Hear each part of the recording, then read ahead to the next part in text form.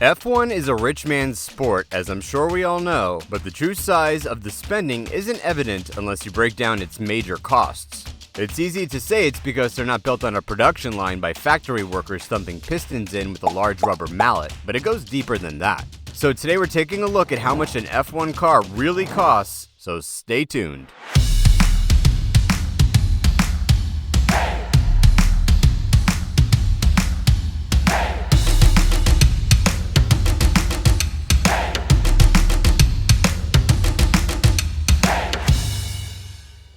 F1 cars are regarded as the peak of motorsport. Manufacturers push the limits of innovation, and engineers are constantly inventing and enhancing their vehicles in order to outperform their competitors on the track. Throughout the season, teams will use two vehicles and a number of spare parts which must be brought to each race in case some are broken. Also, keep in mind that when a manufacturer decides to build a car, they want to make thousands of them. The expense of creating a passenger automobile is shared by all of those units. Can you guess which of the parts on the F1 vehicle is the most expensive? Give it a go, we'll wait. If you said chassis, wheels, or tires, you'd be incorrect. The part that takes the crown for being the most expensive is what the eye cannot see. So it leads to our question, what makes F1 cars so expensive? It's pretty obvious that the most expensive component of an F1 car is its engine. Each driver is only permitted to use up to 3 engines every season without incurring a penalty, so the powertrain must not only perform well but also last. Their intangible expenses are the most significant. The material costs of the engines are estimated to be less than 10% of the overall investment. The remaining is spent on research and development. Formula One is a complex sport built on advanced engineering, intense business negotiations, and intricate data. The cars are among the fastest in the world, with speeds routinely exceeding 300 kilometers per hour. The cost is mostly determined by how much the team is willing to invest in its development, which varies greatly depending on the size and reputation of the team. However, in order to level the playing field and keep the races fairer, the FIA imposed a cost restriction. Now that we've explained why, let's look at how much it would cost to build an F1 car.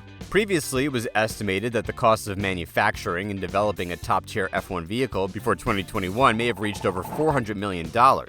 Nevertheless, with a budget cap of $145 million set for a team's whole operations beginning in 2021, and then decreasing to $140 million in 2022 and $135 million in 2023, teams will have to be a lot more conservative and work a lot smarter when it comes to building and developing their cars. F1 cars cost millions to construct, with thousands of separate components ranging from big and powerful engines to little, but still expensive, screws and other relatively minor pieces. So, let's now talk about some of the most expensive parts. First up is the core component of the F1 car, the chassis. In the past, we've seen drivers struggle simply because their chassis were fractured or damaged, or because it was so poorly constructed. It's a one-piece monocoque design that forms a protective shell around the driver. It's normally comprised of 12 layers of carbon fiber matting, and it's virtually unbreakable, twice as strong as steel, and 5 times lighter. And it has a significant effect on the car's cornering abilities, costing around $700,000. Next, we have the most expensive part of the car, the engine.